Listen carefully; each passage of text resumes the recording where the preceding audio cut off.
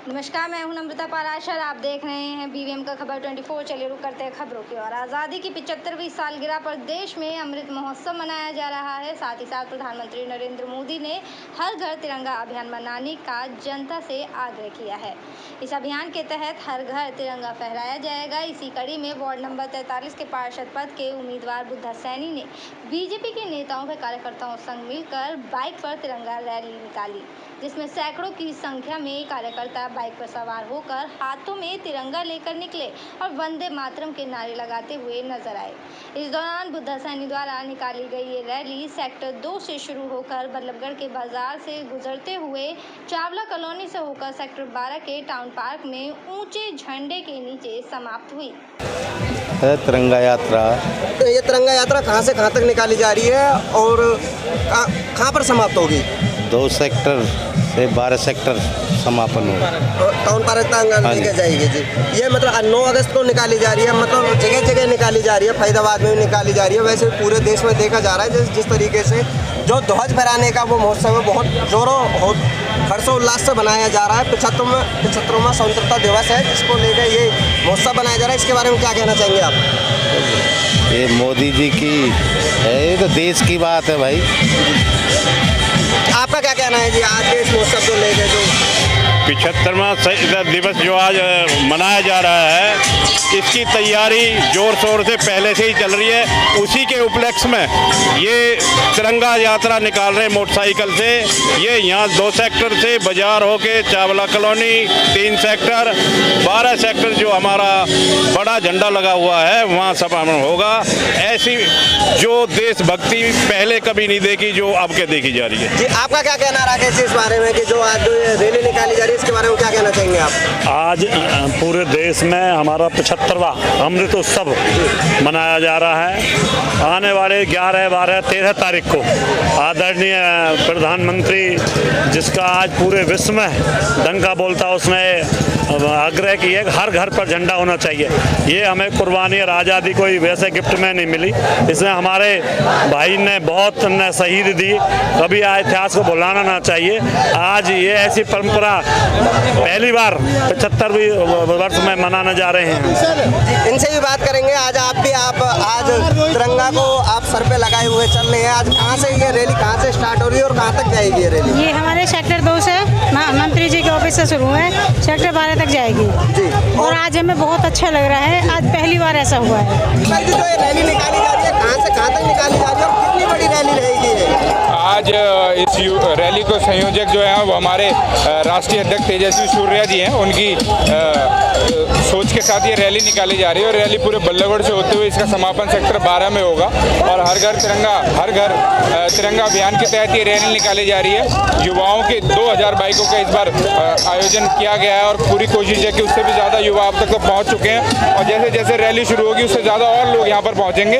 और रैली को देखकर लग ही रहा है कि बहुत अच्छा संदेश लोगों तक जो मोदी जी चाहते थे वो पहुँच चुका है। जैसे कहा जाएगा कि बल्लभगढ़ के इतिहास के लिए सबसे बड़ी रैली निकाली गई है। सबसे बड़ा जो सबसे पहला प्रथम जो ध्वज है जो बल्लभगढ़ से ही फहराया जा रहा है फरीदाबाद के अंदर, उसके बारे में ये फरीदाबाद के लिए बहुत सौभाग्य की बात है कि उसके युवा राष्ट्रीय अध्यक्ष, पहली बार शायद बल्लभगढ़ में ऐसा हो रहा है कि राष्ट्रीय अध्यक्ष आ रहे हैं स्वयं।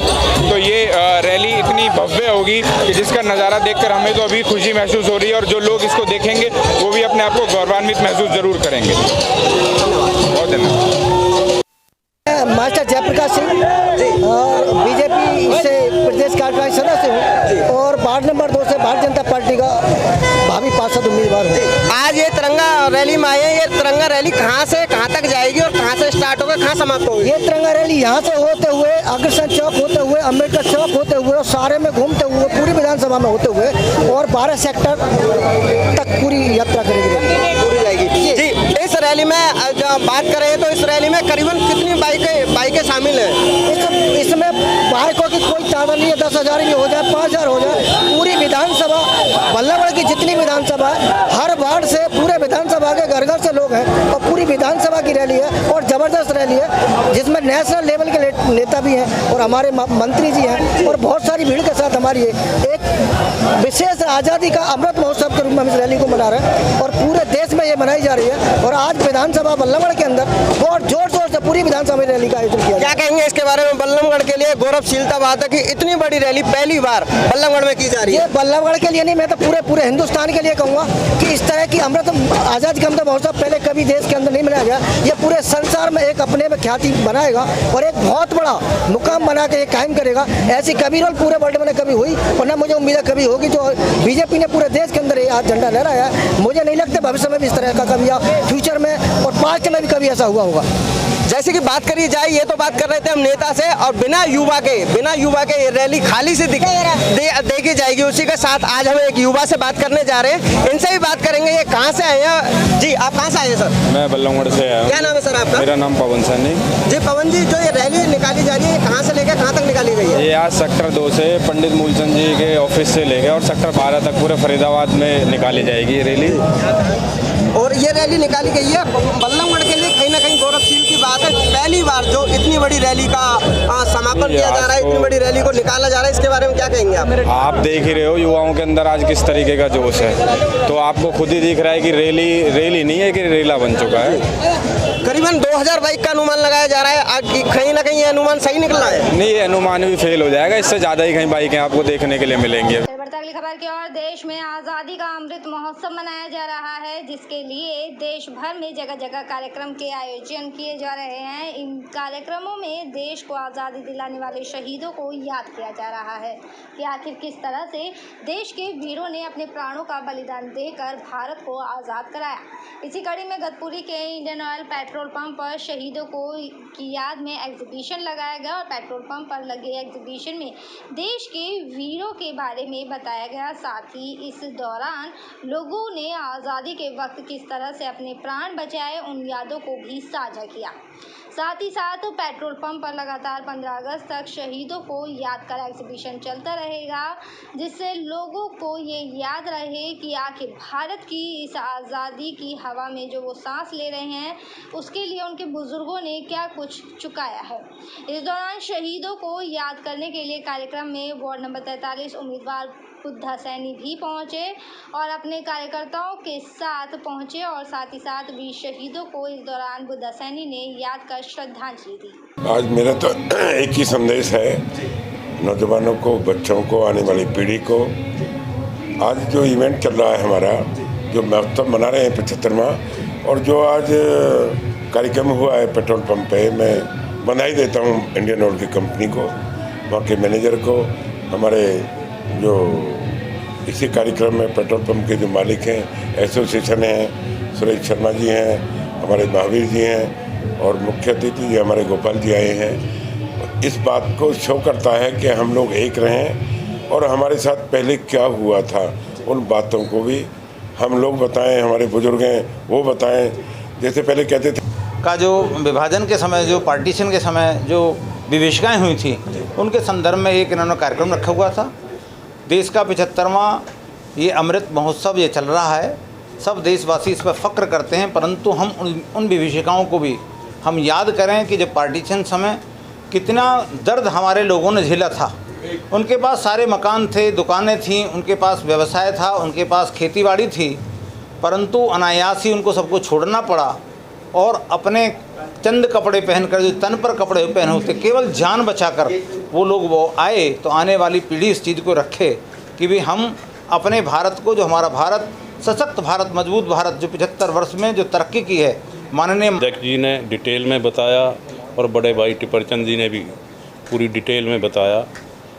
लक्ष्य ये था, आज तक हमारे को, मेरी 58 साल उम्र होगी, हमें ये नहीं पता था कि हमारे बुजुर्गों के साथ में क्या हुआ, कैसे लड़ाई हुई, कैसे लोग, अभी ये देखा आज, तो ये देखा, इसको देख के रोंगटे खड़े हो गए कि हमारे बुजुर्गों के साथ में ऐसा व्यवहार हुआ।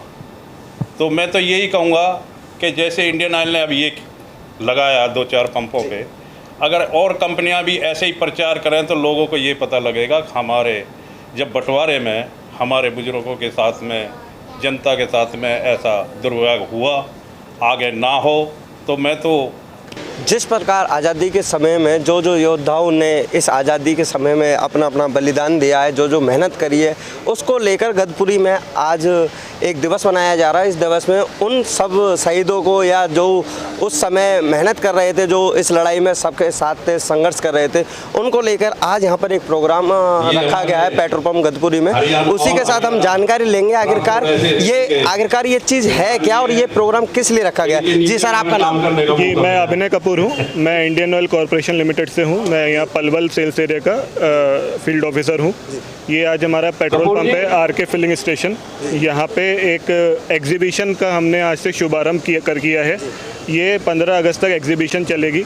इसमें क्या है, जो भी 1947 के टाइम पे जो पार्टीशन हुआ था उसका यहाँ पे आज दर्शाया गया है चित्रों के माध्यम से कि उन लोगों ने क्या क्या स्ट्रगल सहा, क्या क्या दुख सहे और कैसे हमारे वीर लोग थे जिनकी वजह से आज हम इस मुकाम तक पहुँचे हैं।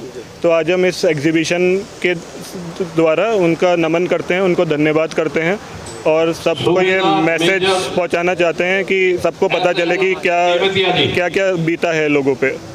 तो रक्षाबंधन के त्यौहार को लेकर बल्लभगढ़ में दुकानें सजी हुई हैं। बहन भाई के अटूट प्रेम स्नेह के पर रक्षाबंधन को लेकर शहर में राखियों की दुकानें सजी हुई हैं।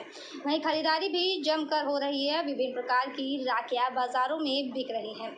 इस बार पर्व को लेकर लोगों में काफ़ी उत्साह देखने को मिला। रक्षाबंधन का त्यौहार 11 अगस्त को है। दुकानों पर इस बार बच्चों के लिए LED लाइट वाली राखी, सीटी बजाने वाली राखी, डोरेमोन, बेन 10, छोटा भीम, हाथी घोड़ा वाली राखी बिक रही है। महिलाओं के लिए चूड़ा राखी, लहरिया कंगना और कंगना लटकन आदि भी बिक रहे हैं, जो कि आकर्षण का केंद्र बने हुए हैं। साथ ही डायमंड वाली राखी भी है, जरी की राखी, ज्वेलरी कट राखी आदि भी खूब बिक रहे हैं। भाई बहन के पवित्र प्रेम के त्यौहार रक्षाबंधन पर बाजारों में भीड़ काफ़ी नजर आ रही है। बाजार में राखियों की दुकानों पर 5 रुपये से लेकर 150 रुपये तक की राखियों की बिक्री हो रही है। रक्षाबंधन पर मार्केट में रंग बिरंगी और अलग अलग डिज़ाइन की राखियां आकर्षण का केंद्र बनी हुई है। भाई की कलाई पर रक्षा सूत्र बांधने के लिए बाजार में बहनों की भारी भीड़ नजर आ रही है। बता दें कि भाई और बहन के अटूट प्रेम और सम्मान का त्यौहार है रक्षाबंधन। इसलिए बाजार त्योहारों के मद्देनजर सजे हुए हैं। रंग बिरंगी सुंदर सुंदर राखियां बाजारों में नजर आ रही हैं। महंगाई ने रक्षाबंधन के त्यौहार की रौनक पर भी ग्रहण लगा दिया है। हालांकि महंगाई के बीच भी बहनों में भाइयों की कलाई पर राखी बांधने का जोश बना हुआ है। पूरे उत्साह के साथ महिलाएं बाजार में आ रही हैं और अपने भाइयों के लिए मनपसंद राखियां भी खरीद रही हैं। वहीं दुकानदारों ने बताया कि इस बार बड़ी मंदी है, अभी भी माल की लागत नहीं निकल पा रही। सेल कर दी है मैं। आज अगर इस सीज़न की बात करें तो राखी में क्या क्या वैरायटीज़ हैं आपके पास? हमारे पास सारी वैरायटी है। चंदन की राखी और एडी में सारी तरह की राखी हैं। धागे भी हैं और भी सब राखी रखते हैं। चांदी की भी राखी रखते हैं। अच्छा, तो चांदी की राखी है आपके पास? हाँ। क्या रेट है उसका? उसका ज़्यादा प्राइस नहीं है क्योंकि वो कम में की थोड़ी सी कम करोटी का है, इसलिए वो 300 तक की है बस। और अभी अगर बात करें कि क्या लोगों की डिमांड क्या आ रही है? लोगों की डिमांड ज़्यादातर कम रेट की राखियाँ हैं और मैं कि इसमें धागे ज़्यादा हैं। हम पे डिमांड धागों को ज़्यादा है और इस टाइप की राखी की डिमांड बहुत कम है। बस आपका नाम जी, मेरा नाम आशा बंसल है। आज अब कल राखी का त्यौहार आ गया तो आपकी शॉपिंग कंप्लीट हो गई? शॉपिंग के शॉप पे खड़े हैं, शॉप पे देख रहे हैं सारा कुछ राखी बाकी। तो कैसे इस बार किस तरीके से मनाएंगे आप त्यौहार? बहुत अच्छे तरीके से मनाएंगे। मिठाइयाँ खरीदनी है, कपड़े खरीदने हैं, राखी बचाए अभी सब कुछ खरीदना है? सब कुछ खरीद लिया। अच्छा। जो रह गए वो थोड़ा बहुत कुछ खरीदे। तो आपको कितना पसंद है ये त्यौहार, क्योंकि ये एक ऐसा त्यौहार है जो भाई बहन के लिए मनाया जाता है? भाई बहन का त्यौहार पसंद तो बहुत है पर भाई बहुत दूर है हमसे। तो आप पोस्ट करते हैं अपनी राखियों को? नहीं, पोस्ट भी नहीं कर पाते हैं। आप राखी खरीदने आए हैं यहाँ पर? जी। तो कौन सी तरीके की राखियाँ पसंद आ रही हैं? देखती हूँ, अभी मैं चॉइस करती हूँ कौन सी अच्छी लगी। कितने भाई हैं आप? 2 भाई हैं। तो हर साल किस तरीके से मनाते हैं त्यौहार? हर साल इसी तरीके से, अच्छे तरीके से, मतलब जैसे मनाते सब। पोस्ट करते हो आप या फिर जाते हो खुद बांधने? खुद ही जाते हैं। हाँ, पलवल पास में है। तो इस बार कितनी राखियाँ आप खरीद रहे हैं? भाभीयों के लिए, भाइयों के लिए, भतीजों के लिए, सबके लिए भी। कितना मतलब कहा जाता है कि भाई बहन के प्रेम का त्यौहार है ये राखी, तो इस पे आप क्या कहना चाहोगे? इसमें मैं कुछ नहीं कहूँगी, बस भाई बहन का आपस में प्यार बना रहता है। चलिए रुक करेंगे अगली खबर की और। सूरजकुंड रोड पर भीषण दुर्घटना में बाल बाल परिवार बच गया। पुलिस की कार्यप्रणाली पर सवाल उठ रहे हैं। दिल्ली से वापस लौट रहे परिवार का रात करीब 10:30 बजे एक इनोवा गाड़ी से एक्सीडेंट हुआ था, जिसमें छोटी बच्ची और एक महिला को चोट भी आई। इस दौरान मौके पर पहुंची पुलिस ने इनोवा कार चालक को छोड़ दिया। इतना ही नहीं, इनोवा चालक ने शराब पी हुई थी, लेकिन उसका कोई टेस्ट पुलिस ने नहीं कराया। पीड़ित परिवार का कहना है कि पुलिस ने उन्हें घर जाने के लिए भी कोई साधन उपलब्ध नहीं कराया, जिसकी वजह से उन्हें परेशानी उठानी पड़ी। उनकी मांग है कि दुर्घटना के मामले में पुलिस गहनता से जांच पर कार्यवाही करे। सर, हम लोग 10:30 बजे दिल्ली से सूरजकुंड वाले रास्ते से शूटिंग रेंज से जैसे ही थोड़ा आगे बढ़े कि एक इनोवा गाड़ी करीब 100-125 की स्पीड से हमारी लेन में आकर के हमारी गाड़ी में आगे बोनट पे काफ़ी ज़ोर से टक्कर मारी। और उस नतीजा ये हुआ कि जो हमारी गाड़ी थी, काफ़ी हेवी गाड़ी थी, 27, वो आधी पलट चुकी थी। और सडन लगा कि भगवान ने हमें बचा लिया कि गाड़ी फिर से बैलेंस हो गई। पर गाड़ी में कौन कौन लोग सवार थे? गाड़ी में मेरे 90 साल के बुजुर्ग पिताजी थे और मेरी 8 महीने की पोती थी। तो हम लोग कुल 8 आदमी थे, 8 महीने से लेकर के 90 साल के उम्र के बीच के। चोट आई है किसी को?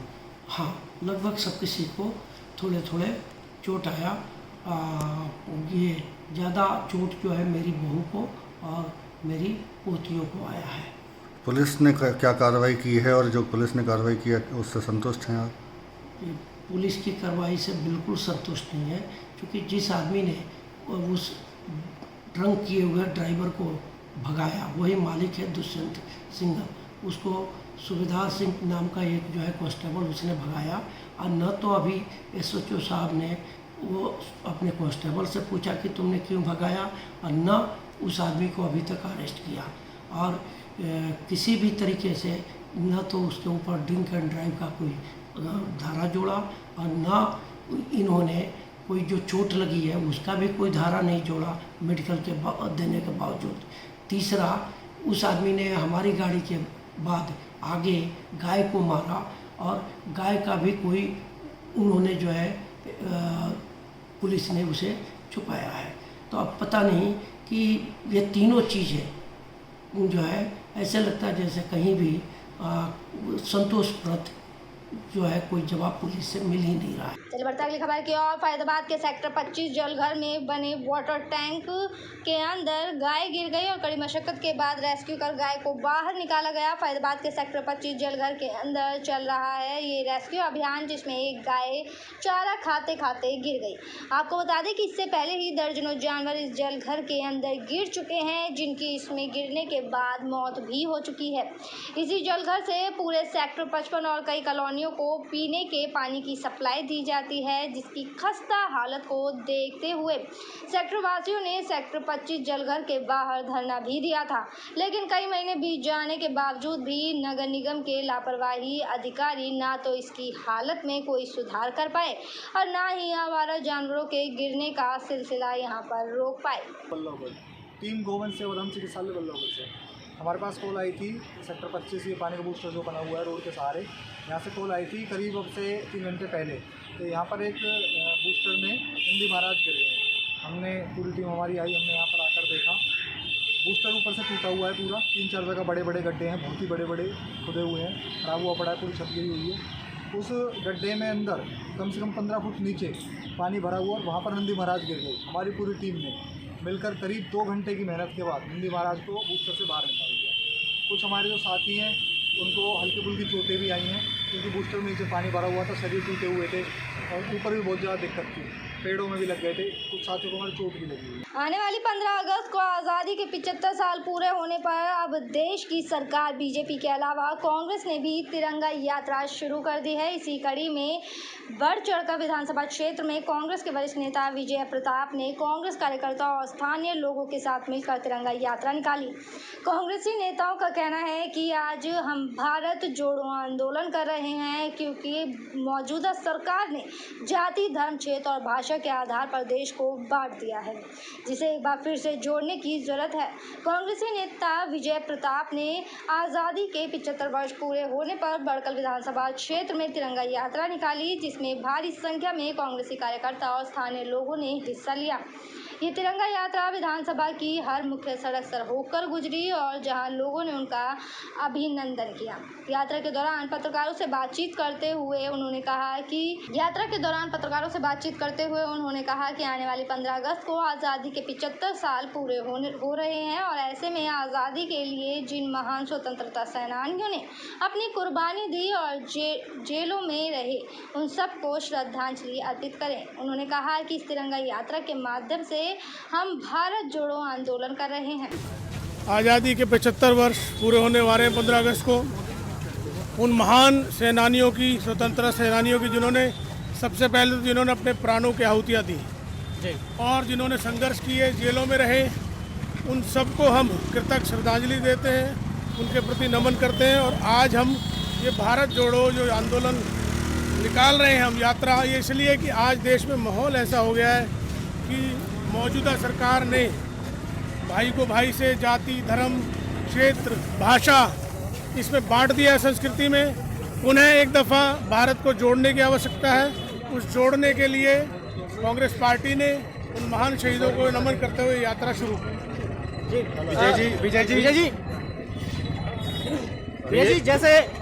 विजय जी आपने बांटने वाली बात कही, क्या स्वतंत्रता सेनानी भी बांट दिए गए हैं अपने? नहीं, ये तो भाजपा सारे काम कर रही है, बांट रही है, पूर्वजों को बांट रही है। हमारे उन महान पूर्वजों ने ये कभी सोचा थोड़ी था कि आज इतने दिनों के बाद, 75 सालों बाद दोबारा देश को जोड़ने की आवश्यकता पड़ जाएगी, ये सोचा भी नहीं था। आजादी दिलाने में गांधी जी का बहुत बड़ा हाथ था, लेकिन बीजेपी जो सरकार है वो आजादी का अमृत महोत्सव बना रही है, क्या कहना चाहते हैं? गांधी जी के संरक्षण में आज़ादी का आंदोलन रहा और बहुत सबसे बड़े सूत्रधारक कोई रहे, लेकिन लाखों ऐसे सेनानी हैं जिन्होंने अपनी प्राणों की आहुतियाँ दी।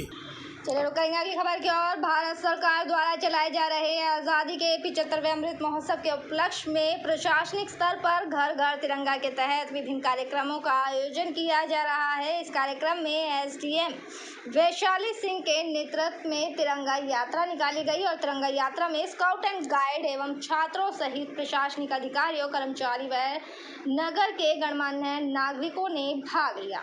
भारत सरकार द्वारा चलाए जा रहे आज़ादी के 75वें अमृत महोत्सव के उपलक्ष्य में प्रशासनिक स्तर पर घर घर तिरंगा के तहत विभिन्न कार्यक्रमों का आयोजन किया जा रहा है। इस कार्यक्रम में एसडीएम वैशाली सिंह के नेतृत्व में आयोजित तिरंगा यात्रा में स्काउट एंड गाइड छात्रों एवं प्रशासनिक अधिकारी, कर्मचारी सहित नगर के गणमान्य नागरिक उपस्थित रहे। साथ ही साथ घर घर तिरंगा लगाने का संदेश दिया गया। यात्रा के दौरान भारत माता की जय और वंदे मातरम के नारे लगाए गए। यात्रा में मुख्य रूप से भारतीय जनता पार्टी के जिला अध्यक्ष चरण सिंह तेवतिया, जिला शिक्षा अधिकारी अशोक बघेल मौजूद रहे। यात्रा की शुरुआत नेताजी सुभाष चंद्र बोस स्टेडियम से हुई, जहां से ये तिरंगा यात्रा शुरू हुई और शहर भर में आज़ादी का अमृत महोत्सव मनाने एवं शहीदों को याद करने का संदेश दिया। क्या मैसेज देना चाहेंगे अब जिले वासियों को? मैं बस यही मैसेज देना चाहूँगा कि जो हमारे विद्यार्थी हैं, हमारे युवा साथी हैं, हमारे बुजुर्ग हैं, कि अपने देश के तिरंगा के प्रति उनका मान और सम्मान रखें और उसको हमेशा ऊंचा उठा करके रखें कि जिससे अपने देश का नाम रोशन हो। आज हमारे जैसे फौजी भाई हैं तो वो भी इस तिरंगे के लिए अपनी जान न्यौछावर कर देते हैं। तो एक एक युवा में ये जोश होना चाहिए कि हम अगर देश पर कोई अगर तिरंगे के ऊपर आना चाहती है तो उसके लिए हम जान देंगे। भाजपा संगठन की तरफ से कुछ तिरंगा यात्रा का आयोजन कब कब किया जाएगा? तिरंगा यात्रा आज भी हमारे भारतीय जनता युवा मोर्चा द्वारा बाइक रैली, तिरंगा बाइक रैली निकाली जा रही है। उसमें जो प्रदेश अध्यक्ष हैं राहुल राणा जी और जो प्रदेश उपाध्यक्ष हैं उत्कर्ष चौधरी जी और हमारे युवा मोर्चे के। एक बड़ी यात्रा हम 14 तारीख के आसपास निकालेंगे, पर उससे पहले विभिन्न विभाग, विभिन्न ब्लॉक स्तर पर अलग अलग ऑर्गेनाइजेशंस के थ्रू तिरंगा यात्रा निकाली है, जिस कड़ी में आज भारत स्काउट्स एंड गाइड और रेड क्रॉस ने मिलकर एक तिरंगा यात्रा निकाली है, जिसमें मेजरली हमारे बच्चे पार्टिसिपेट कर रहे हैं और बहुत ही अच्छा लगा है बच्चों के इतने जोश को देखकर, रुझान को देखकर। और सबसे बढ़िया बात यह है कि हमारा जो एजुकेशन डिपार्टमेंट है वो सभी बच्चों को ये सीख दे रहा है कि वो तिरंगे खुद बनाएं, ताकि वो खुद बनाएंगे तो उनकी ओनरशिप आएगी और उन्हें तिरंगे का महत्व पता चलेगा। हर घर तिरंगा को लेकर क्या आप तैयारियां हैं प्रशासन को लेकर? किस चीज़ को लेकर? हर घर तिरंगा को लेकर हर घर तिरंगा को लेकर भारी मात्रा में तिरंगे हमने प्रोक्योर भी करे हैं और सभी स्कूल्स में सभी बच्चों द्वारा तिरंगे बनाए भी गए हैं। यही हमारी आशा है और यही हमारी कोशिश है कि 13 से लेकर 15 तारीख तक पलवल ज़िले में जितने भी घर हैं, चाहे वो ग्रामीण क्षेत्र में हो या फिर अर्बन एरिया में हो, सभी जगह हर घर के ऊपर तिरंगा फहराया जाए। केंद्र सरकार द्वारा ये जो मुहिम चलाई जा रही है, इससे बच्चों में किस तरह की भावना जागृत है? जैसे कि आज आपने देखा ही है, बच्चे तिरंगे को लेकर बहुत ही भावुक भी हैं और एक बहुत ही गर्व भी महसूस कर रहे हैं और जो चीज़ें हम भूल जाते हैं कभी कभी, वो एक बार फिर से याद कराई जा रही हैं। चलिए बढ़ेंगे अगली खबर की और। आज़ादी के 75वें अमृत महोत्सव की श्रृंखला में सूचना जनसंपर्क एवं भाषा विभाग हरियाणा द्वारा शिक्षा विभाग से तालमेल करके सांस्कृतिक कार्य विभाग के सहयोग से उपायुक्त कृष्ण कुमार के कुशल मार्गदर्शन में विद्यार्थियों के लिए जिले के विभिन्न राजकीय विद्यालयों में जागरूकता कार्यक्रम आयोजित किए गए। इसी कड़ी में पलवल के डीजी खान वरिष्ठ माध्यमिक विद्यालय पलवल में कला एवं सांस्कृतिक कार्य विभाग की सांस्कृतिक टीम ने विद्यार्थियों के समक्ष सांस्कृतिक कार्यक्रम प्रस्तुत किए। स्कूलों में सांस्कृतिक कार्यक्रमों के दौरान स्कूली बच्चों में काफ़ी उत्साह देखने को मिला। उन्होंने अपने हाथों में तिरंगा झंडा लेकर भारत माता की जय, वंदे मातरम के नारे लगाए, जिससे स्कूल का माहौल देशभक्तिमय हो गया। कला एवं सांस्कृतिक कार्य विभाग की सांस्कृतिक टीम के कलाकार गिरीश ने कहा कि शहीद आजम भगत सिंह ने मात्र 13 वर्ष की आयु में देश की खातिर हंसते हंसते अंग्रेजों की फांसी का फंदा चूम लिया। अगर हमारे वीर योद्धा अपने प्राणों का त्याग ना करते तो आज भारत देश ऐसा नहीं होता जैसा हमारे सामने है। इसलिए हमें अपने शूरवीरों के बलिदान को कभी नहीं भूलना चाहिए। उनके बलिदान से प्रेरित होकर देश की रक्षा व देश के विकास के लिए कार्य करने चाहिए।